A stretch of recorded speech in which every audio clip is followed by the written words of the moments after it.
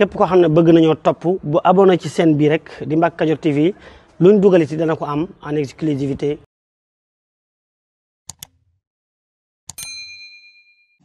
tey lépp loi bu ñu voté ci Sénégal daf ñu engagé ñun ñëpp dañuy sëkk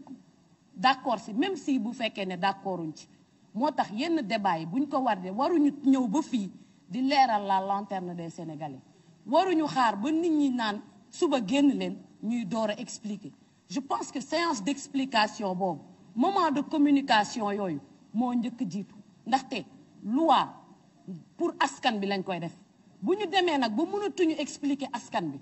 loi yi lan la wund je pense que nañ ko bàyyi te je pense que ne question terrorisme am na solo boo xamante ne ñu ngi koy lié ak extrémisme violent ñu ngi koy lié ak obscurantisme ñu ngi koy lié ak question de pauvreté ñu ngi koy lié avec la porosité de nos frontières ñu ngi koy lié avec le chômage endémique des jeunes. Je pense que ne débat yooyu noonu dañ ko war a soulever parce que gis nañ fi ay réew yoo nga xamante ne jege nañ nit ñi dañuy dem di soutenir djihadistes yi au détriment de leurs propres soldats te lan moo ko waral dañu jàpp ne ñooñu nekk ay soldats souvent dañ leen di noot ñooñu nekk ay soldats souvent dañuy def corruption mooy waral yenn saa yi ñuy dem sax di leen jàppale au détriment des forces de défense et de sécurité ma jàpp ne genre loi yi buñ ko waree di def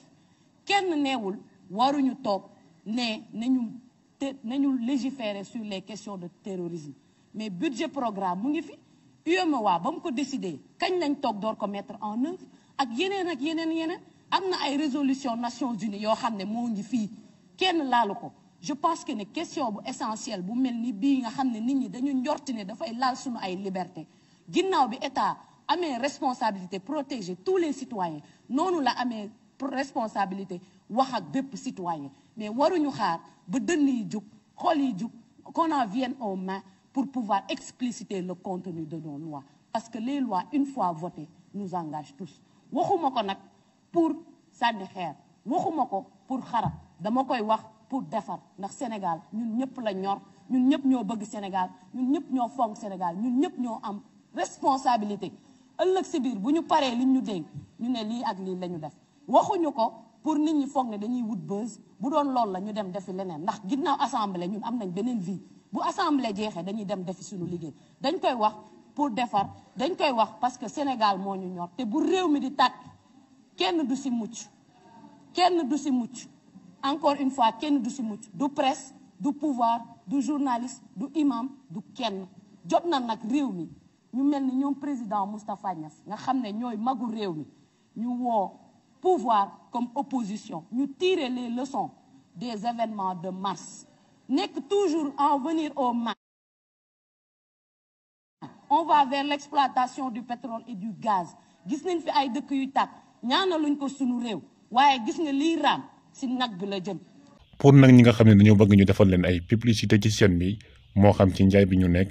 service bi ñuy joxe ci seen liggéey wala ci seen entreprise woote leen gaaw ci numéro yi 77 610 36 85 wala 78 461 67 55 su ko defee ci ay njëg yu yomb nga am client yu bari kon nag bu leen ko wuute.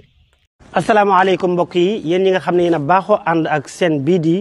Mbacke Kadior TV à partir d'aujourd'hui gën nañ koo yaatal ci YouTube bi képp koo xam ne bëgg nañoo topp bu abonné ci chaîne bii rek di Mbacke Kadior TV luñ dugal ci dana ko am en exclusivité jërë ngeen jëf.